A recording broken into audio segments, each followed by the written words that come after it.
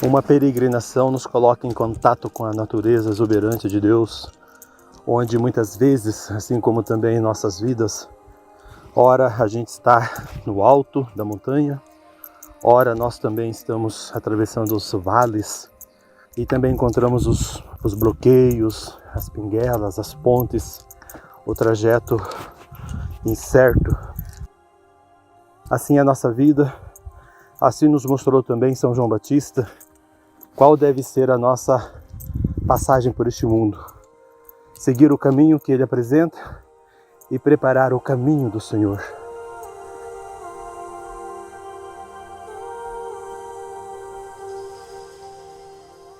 Neste caso, como bons peregrinos, atentos ao chamado de Deus, é ao encontro dele que nós vamos.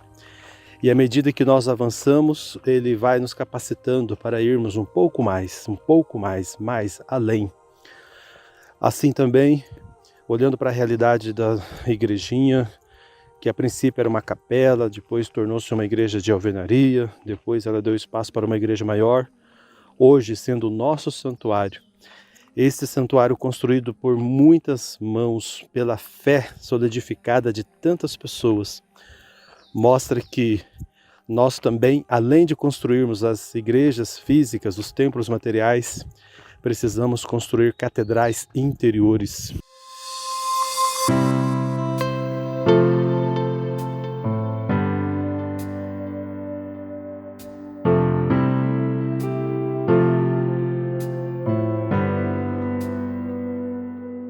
Meu pai chamava-se João e o padrinho dele chamava-se João As, era de Palmeira. E o padrinho dele deu um São João pequeno para ele de presente. E esse São João, quando ele casou, trouxe junto, ficou lá na estação junto, né, lá na casa. E naquela época quase não tinha nada aqui, poucas casas, poucos habitantes. E daí quando foi um determinado dia de São João, eles resolveram, convidaram o pessoal e foram lavar o São João lá embaixo. Para baixo da Sanepar tinha um lajado lá onde as mulheres lavavam roupa. Foram lavar o São João, depois subiram na estação, fizeram uma quermesse, juntaram um pouco de dinheiro.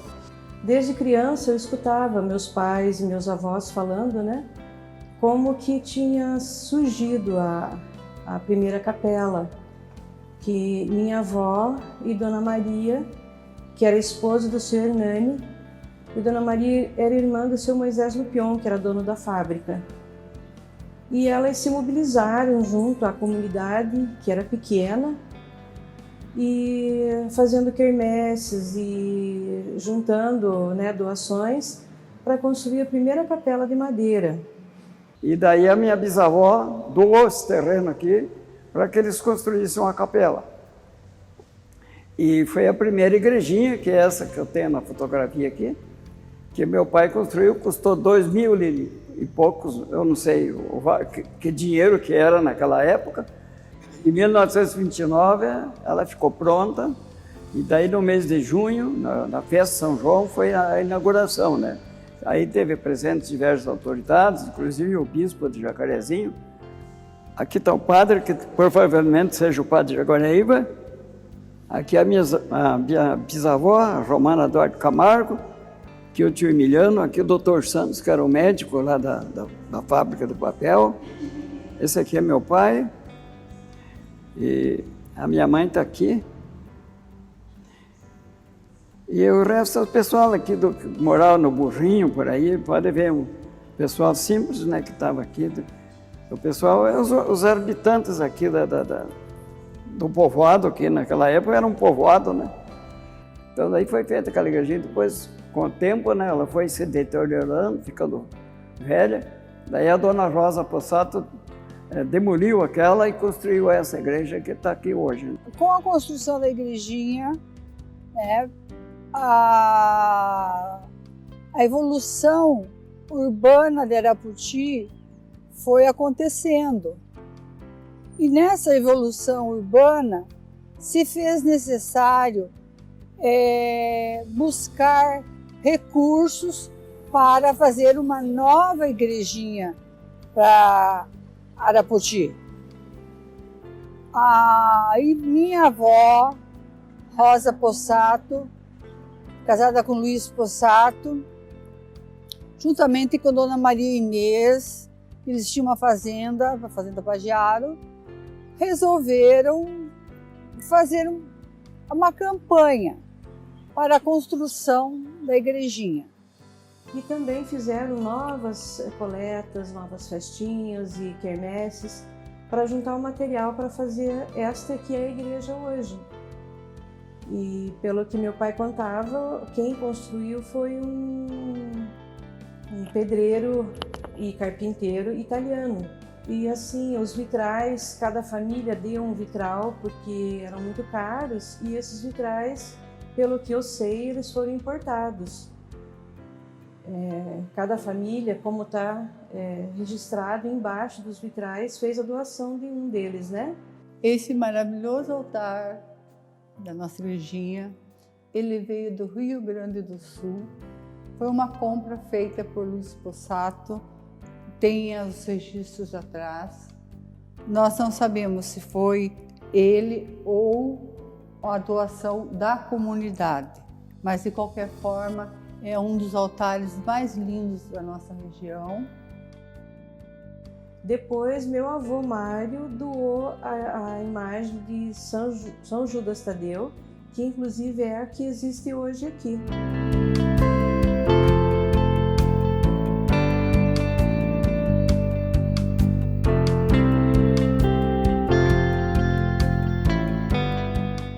E no começo só tinha igreja. Aí eles construíram aqui do lado um barracão de vara de eucalipto aberto, onde faziam as festas de São João.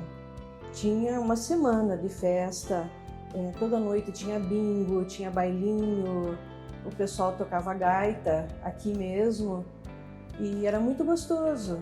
Então o pessoal mesmo da comunidade que gritava, né, os bingos, todo mundo doava prenda, era muito gostoso. E depois, no dia da festa de São João, tinha uma mega procissão. Cada carro levava um andor e esse carro era todo enfeitado. Inclusive, na época, as famílias vestiam seus filhos de anjos para acompanhar a procissão. A festa de São João era o auge de Arapoti. Era onde todos se reuniam, a procissão maravilhosa, às 3 horas da tarde. Muita oração, muita reza, muita devoção a São João. Então era bonito, eu era uma meninota, mas aquilo, até hoje ele está encalacrado em mim, a história da igreja tradicional. Eu fiz a primeira comunhão aqui, a nossa catequista, naquela época, sempre era a Dona Nena. Ela que dava catequese a vida inteira, que ensinou todas as orações para nós, aquelas ato de contrição, ato de esperança, ato de caridade. Tinha um monte de atos que a gente decorava antes da primeira comunhão, né? Eu fiz aqui na igrejinha. E no começo nós não tínhamos padre. Então, uma vez por mês, um padre de Jaguariaíba, dos Capuchinhos, vinha aqui para rezar missa.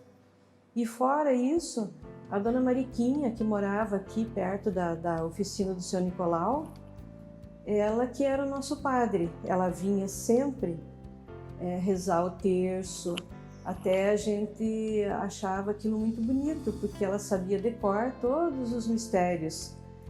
E o primeiro padre que eu conheci aqui foi o padre Henrique Kaminski.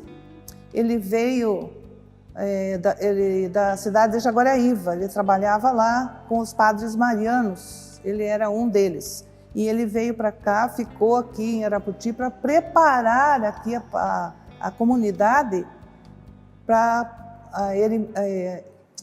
o bispo, né, erigir a paróquia de São João Batista. Então, naquela época, ele dormia nessa sacristia aqui do lado direito aqui da igrejinha. E na época, as missas eram assim. as solteiras usavam véu branco e as casadas usavam véu preto. Você não podia comungar se não tivesse com véu na cabeça, que era um sinal de respeito. As missas, na época, eram, no tempo do Padre Henrique, ainda eram rezadas em latim. Ele que trouxe os primeiros livros traduzidos em português para a gente acompanhar a missa aqui. Mas eram todas em latim e o padre celebrava de costas para o povo. Era de frente para o altar. Então era pouco entendido as missas naquela época, né? Além de serem em latim, eles ficavam de costas. Depois mudou para melhor. Essa foto aqui foi o dia que chegou a imagem de São Judas Tadeu que meu avô Mário doou para a igreja. Aí foi feita uma procissão, né, para receber o santo. Tá São João aqui atrás, mas como no dia o protagonista da festa era São Judas, ele está na frente. Aí quem está carregando o andor aqui é meu pai, o senhor Hernani, que era o diretor da fábrica. E assim, eu acho que a minha mãe que está aqui atrás é Dona Maria, que era a mulher, as duas esposas dos que estão na frente. E o pessoal da comunidade. E aqui a cúpula da igreja, que representava uma cebola, que foi doada pelos imigrantes espanhóis que moravam no 34. Aqui estava o sino. E uma coisa assim que foi muito marcante na minha infância, que o sino dizia tudo para a cidade, para chamar para a missa, para chamar para as novenas, para chamar para as mortes. Quando morria alguém que vinha, naquela época guardava-se na casa, mas antes de ir para o cemitério vinha na igreja para fazer as orações, né? Então o sino tocava bem lento, bem lento. Quando o sino tocava bem rápido, era festividade, era festa de São João, era assim as coisas de festa da igreja. E quando era morte, ele tocava bem lento, então a gente sabia que alguém tinha morrido. Então o sino foi assim uma coisa bem marcante na minha infância, o sininho aqui da igreja. A minha história na igrejinha São João Batista começou em 1968. Quando nós viemos da fábrica de papel, né, mudamos para cá, perto aqui da igreja, entrei como coroinha, né, com o Padre Henrique, e logo em seguida, em 1969, começo de 1970, fui com o Padre Tadeu me encaminhou para o seminário de Jacarezinho. Fiquei lá em Jacarezinho 1 ano e voltei por motivo de doença, né? E voltei e continuei sendo coroinha. E naquela época, em 1970, já com 71, com o Padre José Peter. Naquela época foi muito, para mim foi um prazer muito grande estar trabalhando nessa igrejinha com o trabalho que a gente fazia. E a gente gostava demais de ser coroinha aqui nessa igrejinha. Porque eu sempre falo, a igrejinha para mim foi a minha primeira casa, porque eu parava muito mais tempo aqui na paróquia do que em casa, né? Porque eu gostava de ficar aqui ajudando o Padre José na época. E quando eu tinha, nesse período dos 13 anos, 14 anos, né? Aqui na igrejinha todos os dias tinha missa, né? Os padres, na época do Padre José, naquela época que eu passei, ele rezava a missa todo dia. E a novena do Perpétuo Socorro. Nessa novena que a gente conheceu, né? A gente se conheceu, né? E nós começamos a se olhar na igrejinha com o Ademir, e nós namoramos, noivamos, e casamos aqui na igrejinha, e tivemos 3 filhos, temos 3 filhos, foram batizados aqui na igrejinha, meus 3 filhos. A igrejinha para mim é um lugar maravilhoso, onde eu sinto muita paz, muita oração, eu sou muito devota a Nossa Senhora, São João Batista, né, nosso padroeiro, e eu sei dizer que essa igreja começou a minha família, a minha história começou dentro dessa igrejinha. Nós morávamos no sítio, eu sempre gostei de rezar com a minha mãe e de vez em quando eu vinha com o meu pai, ele vinha 2 vezes por semana na cidade e eu vinha com ele, às vezes a gente passava aqui na igreja, eu via o seu Pedro Lara com as chaves da igreja, ele trabalhando aqui na frente e o meu pai chegava aqui na igrejinha a rezar, eu vinha junto, eu ainda era uma criança. Eu me lembro do sino, né? Nós estamos aqui no lugar do sino. Eu me lembro da corda do sino, que a gente tinha vontade de puxar aquela corda quando era criança, mas não podia mexer, mas eu tinha vontade. Sou filho do Pedro Nunes de Lara, ele morava no sítio, daí quando veio na década de 70 para cá, né? Começou a trabalhar dentro dessa igreja, aqui, da igrejinha, e ajudava os padres nas celebrações, fazia coleta, batia o sino, naquele tempo o sino era tocado com cordinha, e meia hora antes da missa já ele estava presente aqui na igreja para ajudar na ornamentação, fazer a celebração, e foi uma pessoa assim bem ativa. Ele deixou muita recordação boas para quem conheceu ele na época. Era costume as pessoas se preocuparem com a limpeza da igreja, com a arrumação, e eu sempre observava. Então, desde pequeno também eu tinha aquele interesse em ver a igreja arrumada, e não tinha flores como tem agora. Tínhamos que procurar no campo, e era automático, ver alguma florzinha, só trazer para a igreja. E aqui nessa sacristia aqui do lado esquerdo, tinha assim uma sala, que era tipo de uma sala, que era a sacristia, e daí fizeram mais um cômodo mais para frente para guardar, como um almoxarifado, sabe? E daí no final de ano, eles montavam o presépio e depois guardavam todas aquelas palhas, sabe? Para o ano que vem, né? Para o outro ano. Quando foi um dia, os meninos lá, um deles, né, foi acender a vela lá e pegou fogo na palha. O padre Tobias estava celebrando a missa aqui. Tiveram que correr tudo para o salão paroquial lá, para lá, sabe? Terminar a missa para lá. E o fogo se alastrou, sabe?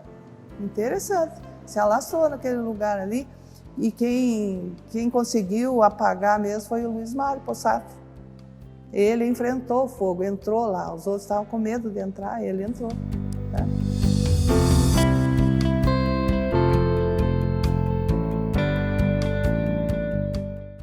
Quando aqui nós chegamos, a matriz funcionava aqui na igrejinha.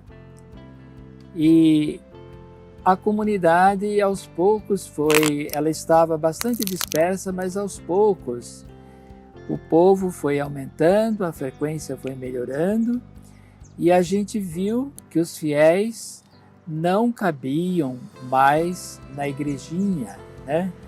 Então nós sentimos a necessidade de se construir uma nova matriz para que nós pudéssemos abrigar e acolher os inúmeros fiéis que às vezes vinham ali na igreja, né? E muitos ficavam até mesmo para fora, não conseguindo participar das celebrações. Daí surgiu a ideia, né, do projeto desta nova matriz. Foi feito um projeto pelo arquiteto Volney Novochadro, aqui mesmo de Arapoti. No início nós tínhamos feito um traçado menor da igreja, mas depois nós chegamos a um consenso que deveríamos fazer uma igreja maior até chegar então nesta metragem hoje da igreja que está construída. Havia muitas pessoas que achavam que era uma loucura, né? Onde se viu uma cidade tão pequena como a Arapoti e uma igreja tão grande quanto esta. Então havia algumas pessoas que até mesmo falavam, o padre ele está meio louco, né? Onde se viu fazer uma igreja grande para uma cidade tão pequena, né? Então a gente enfrentou um pouquinho essas opiniões, né, negativas em relação ao tamanho da igreja. Nós iniciamos assim com muitas dificuldades financeiras, porque naquela época Arapoti era uma cidade bem pequena. A maior parte da população ela se encontrava no sítio, né? Nós tínhamos inúmeras capelas, os bairros eram numerosos, né? E a população era grande no interior do município. Então nós procuramos assim motivar a comunidade, né? Aqui a cidade era muito pequena e os recursos, portanto, eram muito escassos, né? Eram provenientes assim de campanhas de cereais que se produzia muito no sítio. Tínhamos também a festa do padroeiro São João Batista, que não era muito grande. E com outras campanhas assim, a gente foi mobilizando a comunidade para que eles contribuíssem então e nós tivéssemos condições de dar início à construção da nova matriz. Quando nós compramos o sino, nós estávamos ainda iniciando o erguimento das paredes. Eu me lembro que na época houve um outro comentário. Onde se viu, nós estamos trabalhando para erguer as paredes da igreja, o padre está comprando sinos, né? Aí o falecido seu Gumercindo, que era presidente da igreja na época, eu ia conversar com ele, ele falava assim, Padre Tobias, não se preocupe, né? Aqueles que estão hoje falando, porque sino agora, lá na frente, se não tiver o sino, eles vão dizer, nós temos a igreja erguida e agora não temos sinos para pôr na igreja, né? Então ficou essa história também em relação aos sinos. Quando os sinos chegaram aqui, eu me lembro que nós fizemos uma carreata pela cidade, bem festiva com os sinos, né? Para comemorar a chegada dos sinos.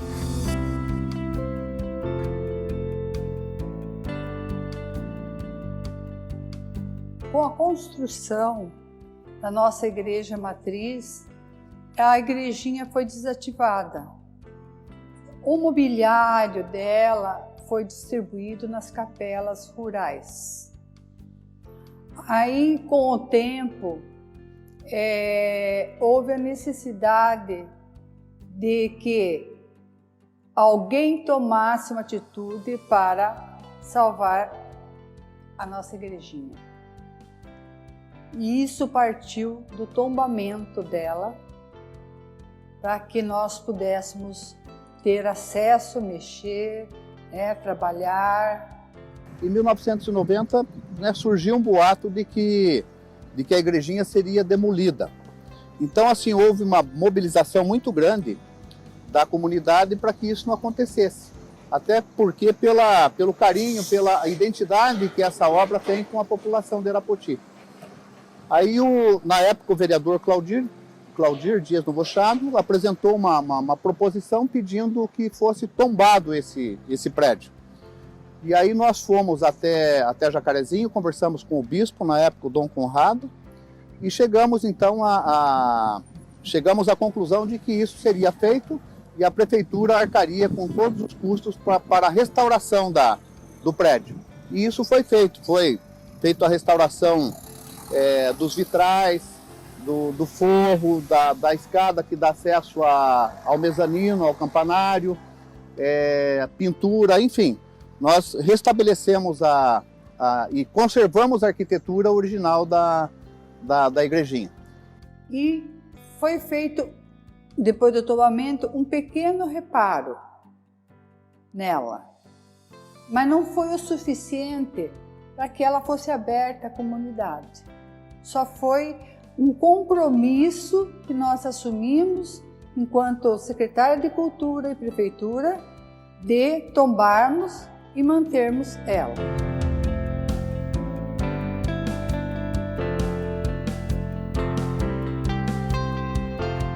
Em 2012, eu estava numa reunião aqui na paróquia e o padre Benedito, na reunião, falou que a prefeitura havia disponibilizado a verba para pagamento do restauro da igrejinha, para pagamento da mão de obra. E naquela hora eu me lembrei do padre Jair, do padre César, que sempre lutaram para conseguir esse restauro e que agora estava se iniciando. E o padre Benedito disse que no outro dia teria uma reunião para tratar desse assunto. Eu perguntei se eu poderia participar, ele disse que sim, e eu vim no outro dia. Chegando na reunião, tinham várias pessoas aqui, representantes da paróquia e algumas pessoas da prefeitura. E como a prefeitura havia disponibilizado a mão de obra, o construtor seria o seu Antônio Coutinho, sobre a supervisão do engenheiro do Everson Amâncio, que essa obra tocaria. E ali na reunião também foi discutido como que nós conseguiríamos recursos para comprar os materiais que seriam necessários. E de conversa ali surgiu a ideia de fazer uma campanha que as pessoas pudessem nos ajudar com o que eles pudessem, com a quantidade e da forma que eles pudessem. Em 2012, eu fui procurada pela Ciomara para trabalhar numa campanha de comunicação para um projeto de restauração da Igrejinha de São João Batista, que ela estava iniciando junto a uma comissão que havia sido criada na paróquia. Lembro muito bem que foi o Ademir, que também é um membro da igreja, que me fez o convite para participar de uma comissão para que pudéssemos restaurar a igrejinha. E eu fiquei muito feliz porque eu já venho de muito tempo, a minha família esteve sempre pronta, esteve sempre enganjada nas coisas da igreja e não poderia ser diferente comigo. Eu gosto muito e falo sempre para Deus que estou sempre à disposição. Eu aceitei prontamente o convite e comecei a trabalhar pela criação de uma marca para o projeto. A esse projeto foi dado o nome de Quem Ama Restaura. Ele veio com este nome aliado a um desenho da igrejinha e essa virou a marca da campanha que acompanhou e deu suporte a todas as etapas do projeto de restauração, arrecadando fundos junto à comunidade. A igrejinha se encontrava numa situação bastante danificada. As paredes, o forro estava caído, a parte de iluminação, os lustres que ela tinha, ela já não existia mais. A cúpula, que ela teve uma cúpula, não tinha também. Os vitrais danificados. Enfim, ela precisava de muita coisa. Mas foi definido fazermos esse restauro em etapas. Ela ficou um bom tempo fechada, ela era um depósito para as festas, o forro estava caindo, tudo cheio de cupim, e o padre não queria nem que nós entrássemos aqui dentro de medo de desmoronar tudo. E o desafio era grande, porque a cada etapa se colocava o valor, o orçamento do que seria, né? E quando a gente ouvia aquele valor, a gente falava assim, só por Deus. E nós conseguimos, nós e a comunidade. A campanha aí fez alguns produtos, nós vendíamos esses produtos e surgiu ali também os Amigos da Igrejinha. Inicialmente, esse Amigos da Igrejinha se referia apenas a essa comissão. E depois, com o tempo, a gente foi percebendo que Amigos da Igrejinha era uma coisa muito mais ampla, que esse nome se referia a todas as pessoas que, direta ou indiretamente, colaboraram e colaboram para a manutenção deste prédio, desse patrimônio histórico do nosso município. Tudo que a gente se propõe a fazer, a gente faz com a ajuda, com a receptividade que a comunidade dá quando nós vamos bater a sua porta. E quando eu falo comunidade, não é só a comunidade católica, não. Nós temos muitos parceiros da nossa igreja que são de outras igrejas, né? Como aqui todos sabem que nós temos uma colônia holandesa e não só a colônia, mas demais comerciantes que não são católicos e que sempre estão também prontos para nos ajudar. O altar também, ele ainda se encontrava, é o altar original da igrejinha, ele se encontrava na igrejinha, porém também precisava de um restauro. E foi o Elias Pascoal Nunes, um artista aqui da nossa cidade, que executou esse restauro. Durante a festa de São João Batista do ano de 2013, foi a reabertura da igrejinha. A hora que chegou esse altar, foi uma emoção muito grande. Nós estávamos aqui preparando a festa de São João e quando o altar chegou assim, as pessoas, todas nós, nos emocionamos muito. E o altar foi montado e no dia 24 de junho de 2013, ela numa cerimônia onde estava presente o bispo Dom Antônio, a igrejinha foi reaberta à comunidade. O padre Benedito era o pároco, que estava aqui conosco ainda, e a alegria das pessoas era imensa de ver a igrejinha novamente funcionando. De todas as maneiras, nós fomos vencendo as etapas. E daí vinha a próxima. Não, agora a próxima vai ser um pouquinho mais difícil.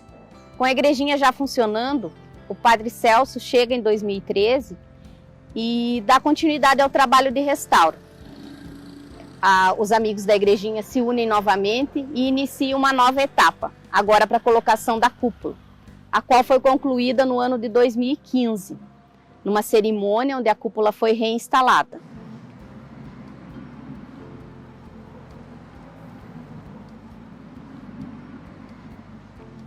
A campanha continuou agora para o restauro dos vitrais.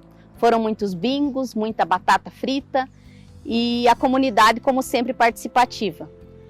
Em 2016, os vitrais foram restaurados. Posterior a isso, continuamos com campanha e conseguimos os bancos através de uma doação da prefeitura, o restauro e a colocação de artes sacras que eram da igrejinha, a colocação dos 2 altares laterais e, enfim, ela ficou concluída, ficaram concluídas as etapas principais do restauro e ela pôde ser usada pela comunidade.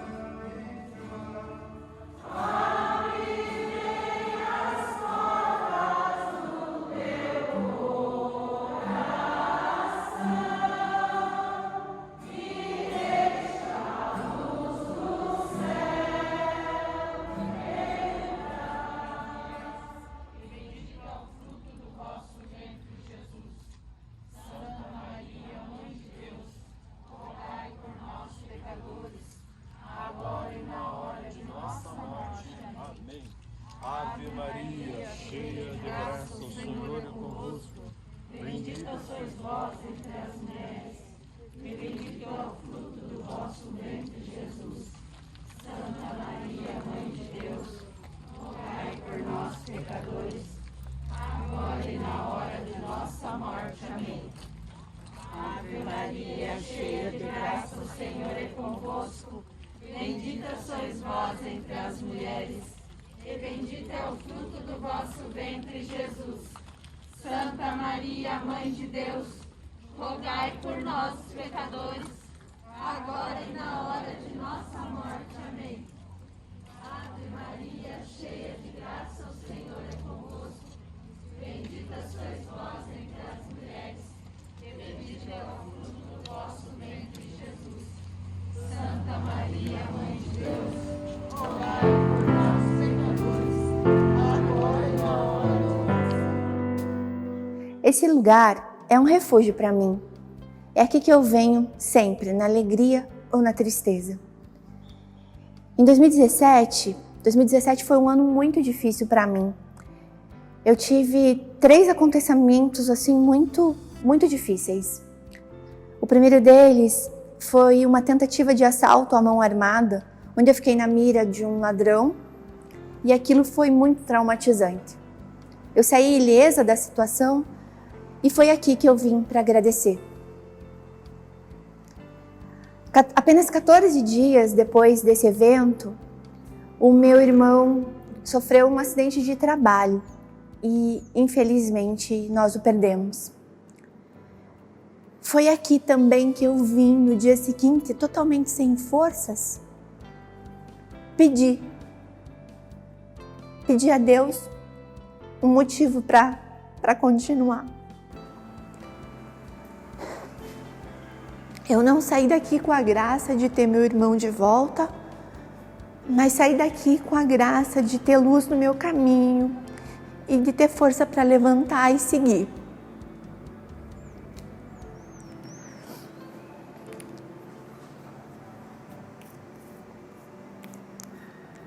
mesmo ano, 4 meses depois, quando eu estava começando a me recuperar de tudo, o nosso local de trabalho foi arrombado e levaram de lá tudo que a gente tinha. Aquilo foi de novo uma tirada de chão. E foi aqui de novo que eu vim para rezar, para pedir a Deus misericórdia e para pedir a Deus uma luz para o caminho.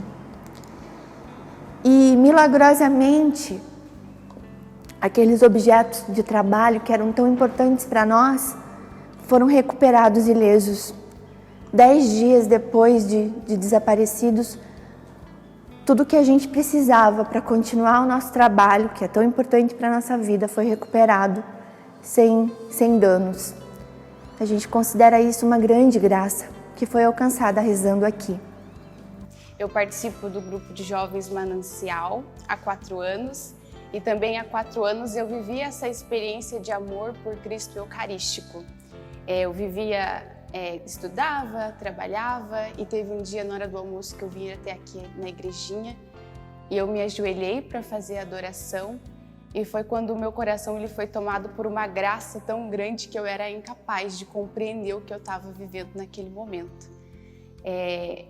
Eu perdi o sentido do que eu estava vivendo aqui, eu não escutava mais as coisas exteriores e a única coisa que eu sentia era um tremendo amor, um profundo amor de Deus por mim. E desde então, desta experiência que eu tive na igrejinha, todos os dias eu visito a igrejinha, visito o Cristo crucificado, o Cristo Eucarístico que reside aqui.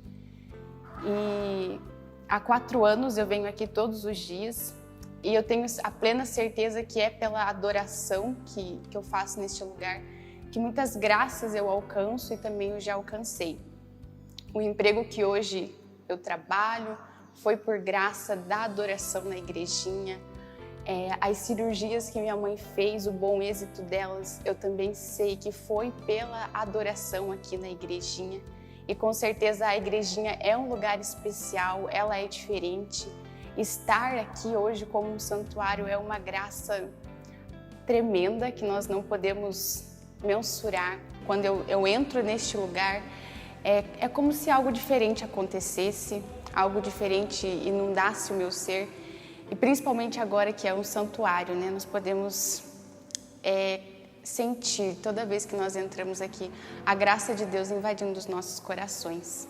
A gente encerava o chão dessa igrejinha conforme a minha mãe e a Marilda, que elas eram do apostolado da oração, e a gente se criou dentro da nossa igreja católica. Então eu sempre fui muito de cantar na igreja, de estar aqui.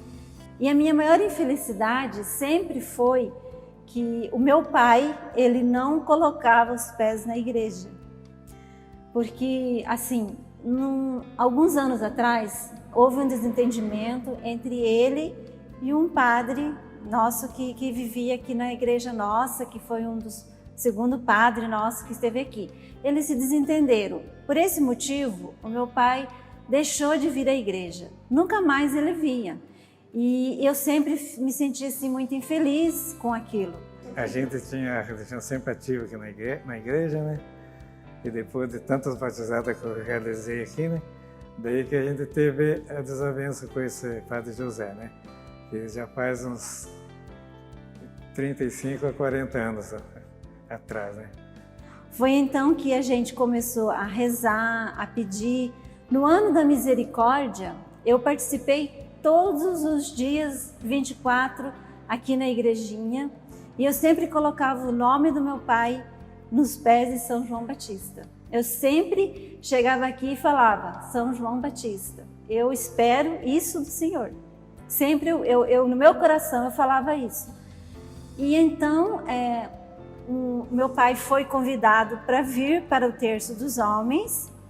E então o dia que eu vi que o meu pai estava aqui dentro da igreja, rezando o terço, com o terço na mão, com os homens, eu achei assim que aquilo para mim foi a maior alegria, a maior graça que eu podia esperar, que eu podia receber de São João Batista. Porque eu nunca imaginei, eu eu imaginava assim que eu ia morrer sem o meu pai entrar na igreja. E daí eu retornei, né? Depois desse tempo, com a graça, né, de Deus e convite do Padre Celso, dos meus amigos, né, no terço dos homens, né? Eu nunca esperava que ele voltasse para a igreja diante de tudo que a gente viveu em família. E foi convidado, né? Eu sempre falei, Padre Celso, para mim isso já basta na minha vida de tudo que eu esperava de Deus. Foi a maior graça, assim, que eu pude ter. Hoje, meu pai reza o terço, lê a Bíblia, fez até uma capelinha no sítio para que ele reze o terço com minha mãe todos os dias. Jamais eu imaginava ver uma cena dessa. E foi através dessas paredes aqui, do santuário da igrejinha de São João Batista, foi através de São João Batista a conversão do meu pai. Eu sempre rezei as 1000 Ave Maria em outra paróquia, em outra capela. E em 2016, tive uma sobrinha que estava com leucemia e nós fizemos um propósito, minhas irmãs, minha sobrinha, no dia 7 de julho de 2016, nós começamos a rezar as 1000 Ave Maria aqui na igrejinha, pedindo uma resposta de Deus. Nós queríamos a cura dela, mas nós colocava nas mãos de Deus e nas mãos de Nossa Senhora, que ela fosse a resposta nossa. E nós todos os meses rezando e acreditando, porque ela falava que ela tinha medo de morrer, e eu falava para ela assim, Nelciele, peço para você comungar no hospital. E ela me mandou um dia, ligou, né, mandou uma ligação falando, tia, estou comungando todo dia. E nós continuamos rezando as 1000 Ave Maria aqui na igrejinha, todo mês, na intenção dela, pedindo sempre que nós queria cura, mas que fosse feita a vontade de Deus. E para acho que a nossa surpresa, no dia 13 de maio de 2017, ela foi com Jesus. Nesse dia 13 de maio foi tão, assim, para mim, foi tão explicado, porque foi Nossa Senhora veio buscar a minha sobrinha. E eu lembro que a hora que a minha sobrinha ligou de madrugada, falou, tia, Nossa Senhora veio buscar a minha irmã. Era o dia 13 de maio. E depois do dia 13 de maio, eu nunca comecei em julho de 2016, e o dia 13, do dia 13 em diante, continuamos as 1000 Ave Maria todo mês aqui na igrejinha. E eu sei como é gratificante eu estar todo mês rezando aqui, pedindo a intercessão da Nossa Senhora aqui na igrejinha. Eu sinto muita paz e eu espero que nunca eu pare de rezar as 1000 Ave Maria aqui na igrejinha, nesse santuário. Esse ano eu tive um problema de saúde muito sério, né?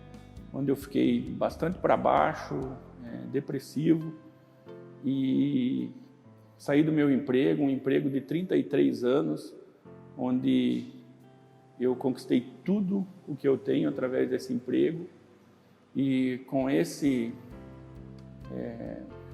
problema eu perdi o chão, perdi assim bastante coisa mesmo, até meus valores foi colocado em dúvida, e o que me sustentou e o que me trouxe a estar aqui até hoje foram as orações, as minhas orações, a da minha família, as dos meus amigos, e sempre na minha cabeça tinha, nós temos que procurar a igreja, nós temos que procurar a Deus. E como eu já sempre passava aqui na igrejinha, eu tenho uma história dentro da igreja, eu passava de manhã aqui quando eu ia viajar para pedir que me guiasse, e na volta eu agradecia que eu estava aqui de volta. Então a atitude que todos me encorajaram a fazer foi, vai para a igreja, vamos rezar que tudo dá certo. Talvez não dê certo no primeiro dia, no segundo dia, mas é a nossa perseverança que faz com que isso dê certo. Então eu vinha rezar o terço aqui na igrejinha, venho ainda, né, rezar o terço aqui, e num desses terços que eu estava rezando, esporadicamente veio na minha cabeça rezar, na hora de contemplar as Ave Marias, Santuário Diocesano Igrejinha São João Batista, Arapoti, Morada do Espírito Santo, me ajude. Eu fiz isso por vários dias, né? Eu já sou uma pessoa de igreja, nossa família é de igreja, E eu vim aqui insistentemente falar: Santuário Diocesano Igrejinha São João Batista Arapoti, morada do Espírito Santo, me ajude. E hoje, graças a Deus, eu estou recolocado, estou trabalhando de novo, estou reconstruindo a minha vida. E para mim isso aqui é uma gratidão comigo e para com todos que rezaram. Então, como diz a música, orar costuma fazer bem.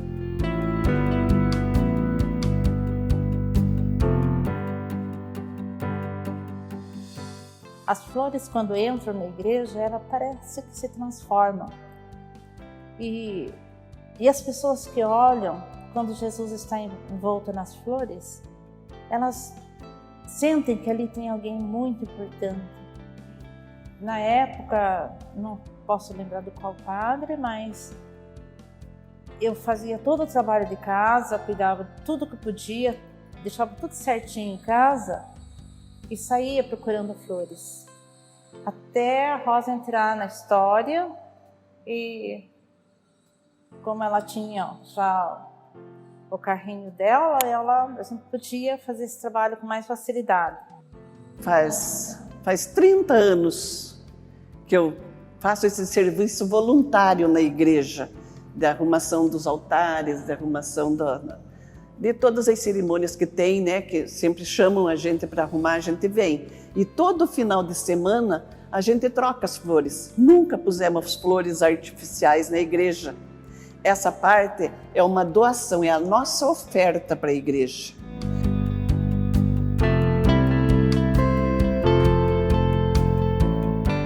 A Rota do Rosário, que existe desde 2008 como projeto da Diocese de Jacarezinho, ela também chegou até Arapoti, quando em 2017 o grupo da equipe Aralama desejou fazer este caminho e nos trouxe esse formato materializado fisicamente de um caminho por vias rurais, onde se é possível fazer esta rota com segurança, com experiência com a natureza, em contato com as famílias, com as lindas paisagens, com o povo hospitaleiro e acolhedor que se encontram no decorrer desse caminho.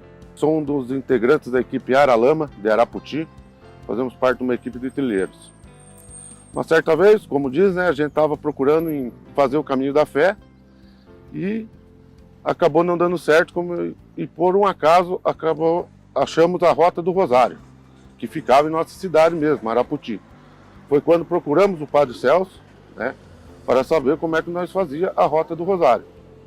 Em conversa com ele explicou para a gente que não tinha esse caminho definido ruralmente, que a gente poderia ir em qualquer santuário que fazia parte da rota. Foi quando a gente pensou em traçar essa rota, certo? Sentamos, mapeamos ela e começamos a seguir, percorrendo os santuários, né? Começamos em Arapoti, voltamos e fomos até Piraí.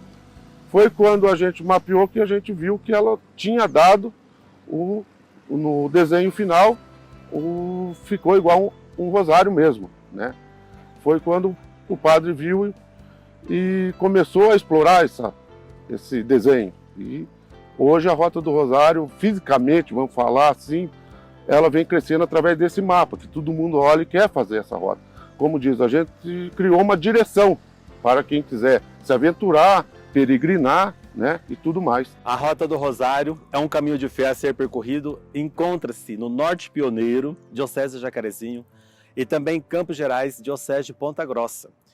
Ela nos apresenta vários santuários, como Piraí do Sul, também em Jaguaraíva, Arapoti, desse entroncamento é muito importante, depois Ibaiti, Ribeirão do Pinhal, Bandeirantes, Santo Antônio da Platina, Jacarezinho, Ribeirão Claro, Joaquim Távora, Siqueira Campos, Tomazina e Arapoti novamente.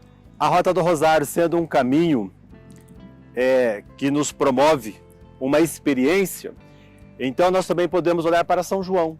Ele aponta o caminho, um caminho de fé, um caminho onde ele nos leva e conduz aos diversos santuários, o encontro com Cristo, com Nossa Senhora, com os santos, com aqueles que nos colocam mais perto de Deus. Nesse caso, a igrejinha sendo santuário, lugar de acolhida, lugar também de paz, lugar de regozijo, faz com que todos aqueles, após terem percorrido esse caminho de vales, montanhas, espinhos, sombras, desertos, lugares de paisagens lindas, ambientes férteis e também ambientes bastante difíceis de serem ultrapassados e percorridos, ao chegarem aqui, poderemos dizer: estamos preparando, eu preparei, eu percorri o caminho apontado por São João, que mostra o Cristo, o Cordeiro de Deus.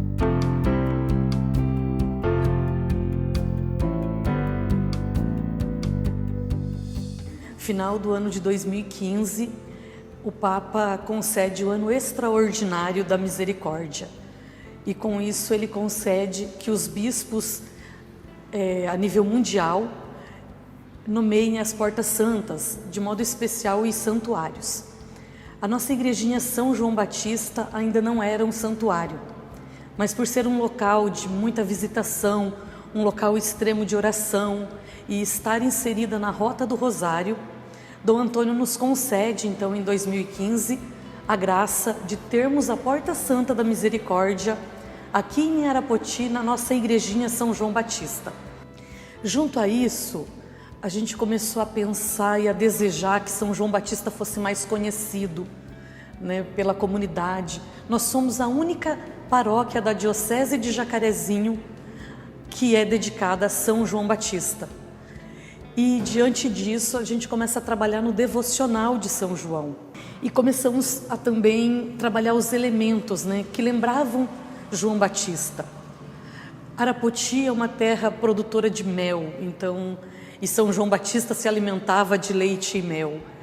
Então a gente começou a fazer a bênção específica dos elementos do mel, do sal exorcizado, da água, da vela, tudo isso lembrando, né, esta questão, os elementos que lembram São João Batista. Então a igrejinha nos fez, juntamente com a Porta Santa, nos recordar da grandiosidade também do nosso padroeiro. Então 2016 ele é um grande marco, né, para nós, com essa grande bênção, onde estamos totalmente ligados à Igreja Mãe, porque é um ano extraordinário instituído pelo nosso Santo Padre, o Papa Francisco. Na sequência, os bispos, né, vão nomeando os santuários e nós, da comunidade São João Batista, fomos agraciados com essa Porta Santa, que trouxe muitos milagres, que trouxe muitos testemunhos e que, com certeza, aumentou a nossa fé, né, renovou a nossa esperança nesse Deus tão misericordioso, tão amado.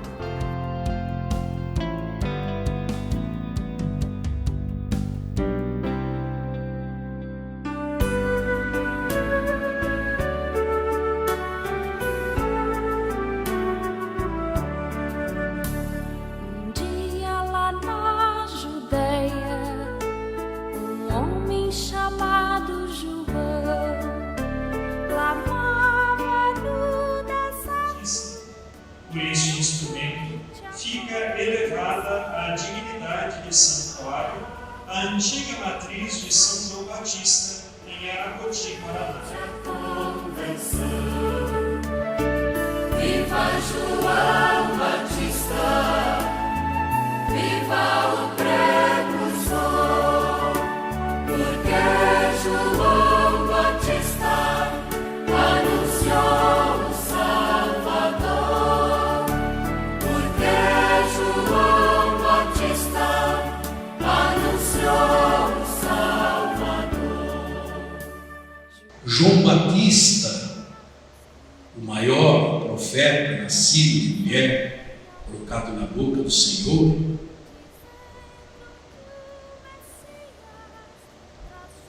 por anunciar a verdade, vai ser martirizado. Podemos dizer que ele é o primeiro a derramar o sangue por causa de Jesus. Porque Jesus é a verdade. E ele, João, que havia batizado Jesus, o próprio Senhor do batismo, vai apontar para Jesus como o Cordeiro de Deus, a promessa do Pai realizada. a verdade no nosso meio.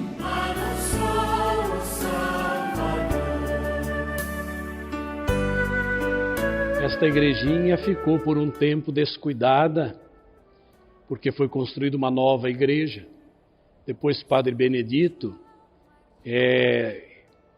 sempre aberto àquilo que é importante para a comunidade, despertou o interesse dos cristãos católicos da comunidade para restaurar, recuperar e reformar esta igrejinha. E a partir deste trabalho, deste encontro de pessoas, de como fazer, a ideia foi ganhando força e, ao mesmo tempo, as pessoas foram aderindo a esta vontade de fazê-la de novo um local de oração. E terminadas a primeira reforma, eu estive aqui numa ocasião, logo no início, na festa de São João Batista, no dia 24 ou 23 de junho, não me lembro precisamente, e a igreja já estava reformada, e eu pude perceber que as pessoas adentravam esta igreja para fazer as preces antes de participar da missa na igreja matriz. E fui observando tudo isso, e outras pessoas foram também. Depois tivemos aqui a presença do Padre Celso, que motivou ainda mais este local como um local de oração, de súplica a Deus e também de ação de graças. Com isso, a igrejinha foi ganhando aquilo que nós chamamos de um local santuário, a busca de um local para poder falar com Deus e se encontrar com Deus. Não que a gente não encontre Deus no dia a dia, mas o local. E a partir daí, então, esta igrejinha foi sendo frequentada, foi sendo buscada, principalmente pelas pessoas que precisavam, necessitavam muito da força de Deus, até que um dia, então, foi feita a pergunta ao Padre Celso, depois ele me fez a pergunta, né? O que é preciso para que a igrejinha seja santuário? A minha resposta foi, já é um santuário. E a partir daí, então, começamos a trabalhar para instalar como santuário oficial da nossa Igreja Diocesana de Jacarezinho, mais este santuário, mais este local de oração, de súplica a Deus. E assim aconteceu em breves palavras o porquê que hoje nós instalamos este santuário diocesano como Igrejinha de São João Batista. Esta paróquia de São João Batista, que aqui teve seu início, foi criada no ano de 1970, por Dom Pedro Filipac, que usava este báculo, que tem os jacarés, que pertence à Diocese de Jacarezinho. Fiz questão de trazê-lo para fazer memória de toda essa história. E olhando também assim, para este ambiente de oração, aqui nós encontramos o eco da oração, da súplica daqueles de ontem, o eco daqueles de hoje e o eco daqueles que hão de vir a rezar com fervor dentro deste santuário, Igrejinha de São João Batista. Glória a Jesus, a hóstia santa.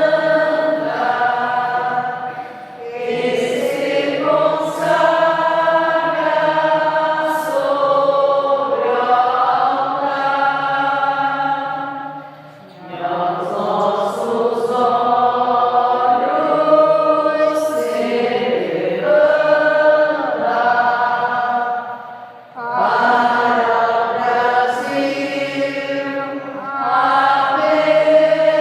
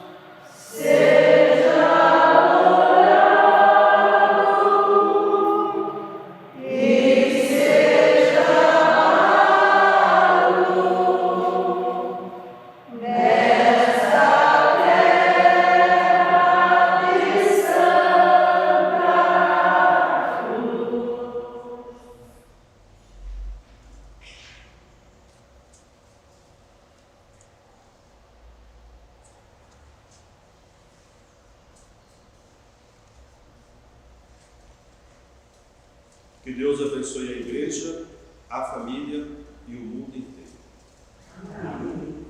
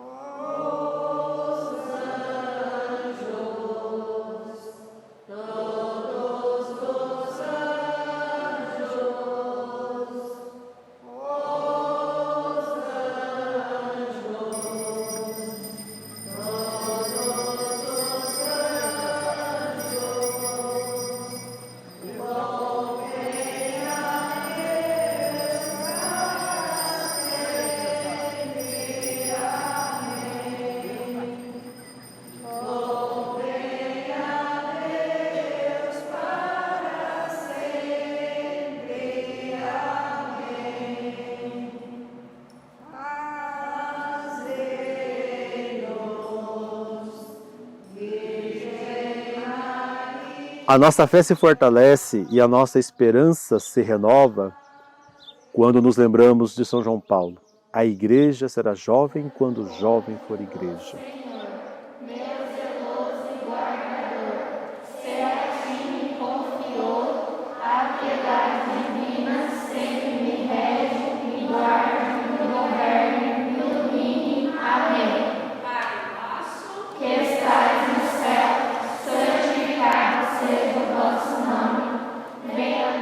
O Santuário Igrejinha São João Batista é legado da fé de nossos antepassados.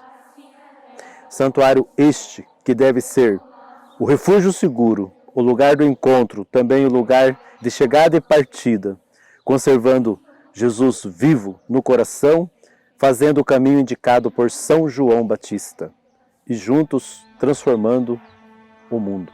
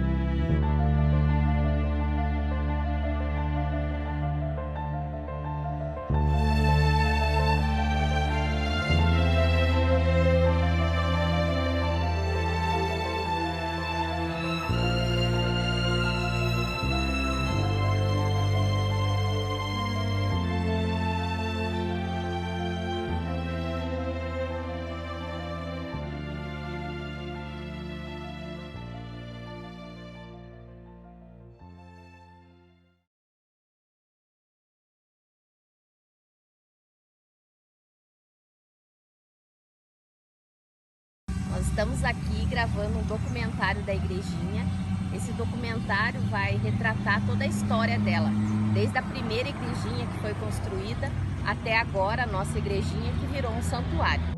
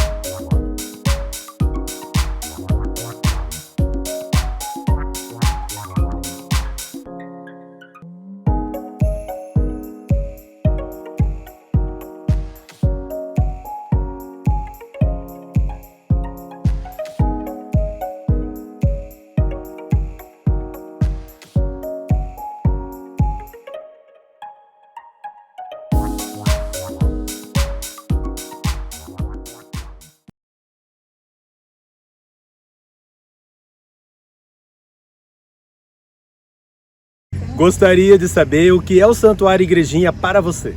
O Santuário Igrejinha São João Batista é a certeza do céu para nós. Lugar de muita paz. Vai colocar mais. Santuário Igrejinha, caminho de salvação. Conversão e restauração das famílias. Oração. Fé, essa fé. Encontro de orações. Fé. Onde recebi Jesus pela primeira vez. Fé. Conforto. Acolhida. Fé. Esperança. Pujante. Conversão. Fé. Paz. Aconchego. Escola de Jesus. Esperança. Santuário Igrejinha para mim é amor. Nossa gratidão. Amor por Jesus. Igrejinha, Santuário São João Batista. Santuário Igrejinha, onde eu celebrei todos os meus sacramentos. Esperança. Eu tenho muita esperança em Deus e na igrejinha. A igrejinha onde eu me casei. Para mim é tudo na minha vida. Por amor e fé. Bênçãos. Paz. É de muita paz. Fé e gratidão. É vida. Esperança. Gratidão. Fé. Muita fé em Deus. Gratidão a Deus. Bênção. Muita glória. Acolhimento e paz. Momento de alegria. Lugar de paz. Paz e reflexão. Sinto muita fé, muita gratidão, muita mansidão. Muita paz e conversa com Jesus. Eu queria rezar aqui nessa igreja. Muito amor e paz para a comunidade.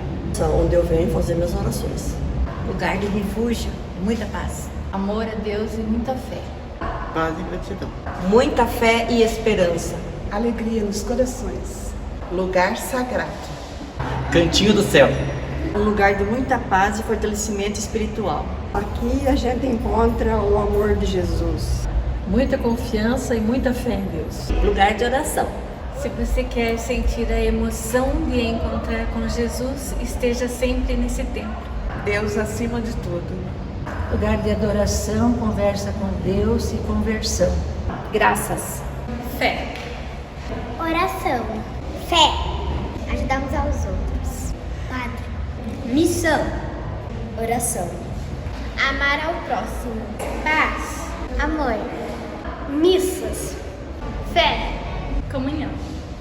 Conselho. Acolhimento. Fortaleza. Sabedoria. Santidade. Discernimento. Missão. Amor.